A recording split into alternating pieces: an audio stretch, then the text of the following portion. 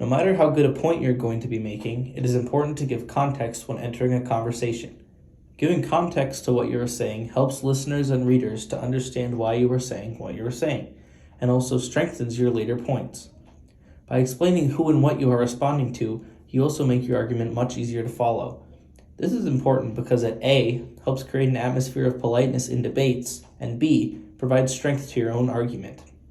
If I were to be talking about why Bubby has no earnings, and you jumped in and said that you like working at Quickstar, there would be no relevance to that because you didn't state a reason as to why you interjected. A good response would have been if you said, I do not understand why Bubby continually has no earnings because working at Quickstar is fun.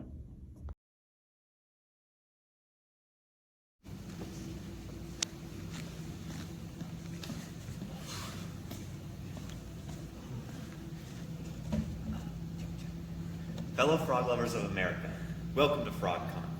My name is Logan Eiley, frog expert. Thank you all for being here. The Rab's frog is the only frog where the father lets the son eat the skin off its back. So what?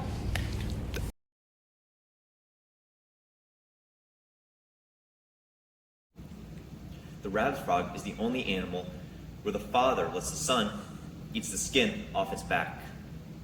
So what? Why does this matter, you may ask? That's because that frog is extinct. We as the frog community need to do something about this so it never happens again. We have to protect the frogs. Yeah! According to Gerald Graff and Kathy Birkenstein, in Chapter 7 of Thank You for Arguing, they address the importance of the so what by saying, the so what question asks you to link your argument to some larger matter that readers already deem important.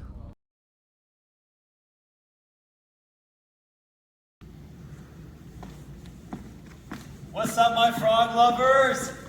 Yeah, did you know that this frog, the African rain frog, can live up to 15 years? Yeah. This is FogCon, not FrogCon, idiot.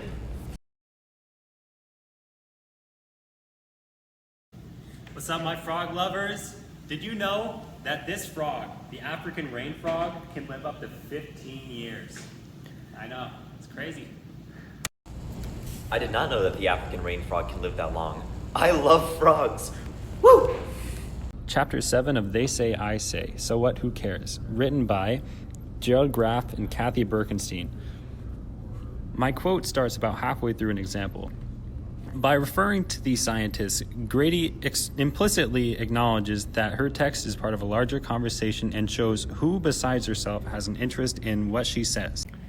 So the important idea I did was the so what, and the reason it was important is because in the video at FrogCon, I said a fact about some African frog, but the crowd didn't seem to care. That's because they had no reason to care. But as soon as I mentioned, they were like the so what, which was that they went extinct and we can't let this happen again.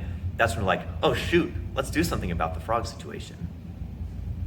And to build on him, for mine, I attended FogCon instead of FrogCon, and then I said a fact about the African rain frog, and it didn't have anything to do with the people there. I didn't choose my audience, I didn't pick my audience very well, so I wasn't addressing the right group of people that would care about the topic that I was presenting.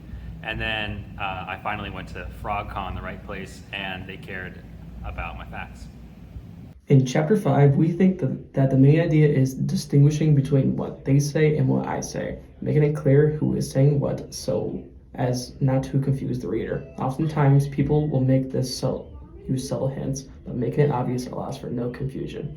This is helpful because the reader won't get confused on what you are trying to argue, helping benefit your point. For an example of a confusing sentence, we would say, most politicians would tell you not to shower at all, that it is bad for your skin to shower too often, but showers are necessary for personal hygiene. This is how it should be framed. Most politicians would tell you not to shower at all. I would argue that it is bad for your skin to shower too often, but showers are necessary for personal hygiene. Bailey and I had Chapter 8 of They Say, I Say. We chose to talk about the section of the chapter called Repeat Yourself but with a Difference. We focused primarily on topic jumping. Jumping from one idea to another is like a pinball machine.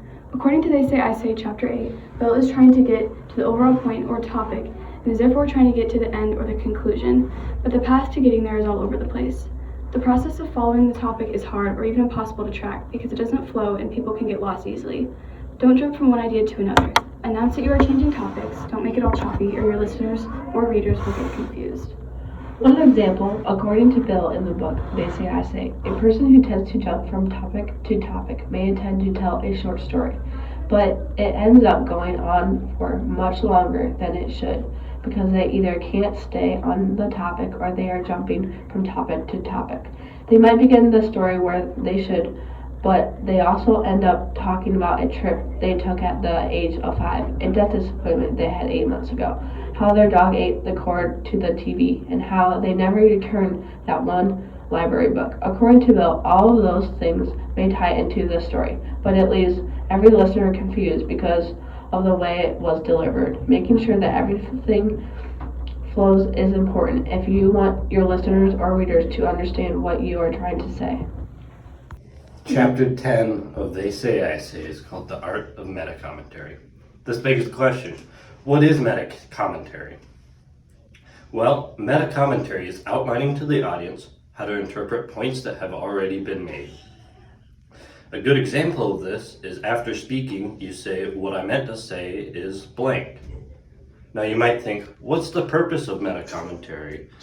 Can't I just tell them what I mean up front? And while you could do that, more than often the reader will still interpret the text wrong. They can just get lost in a complicated argument or not see how all of this comes together. And all of this can just be avoided by using meta-commentary at the end of an argument. There are many important skills in business communication, including prioritizing important information and using real listening skills. By prioritizing important information, conversations in the fast-moving business world can get to the point quickly.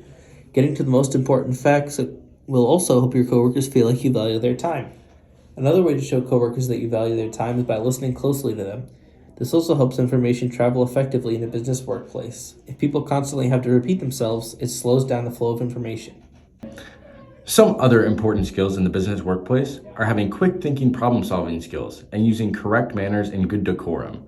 Quick thinking problem solving skills can help you solve problems that would otherwise derail your progress in conversations or work that you do.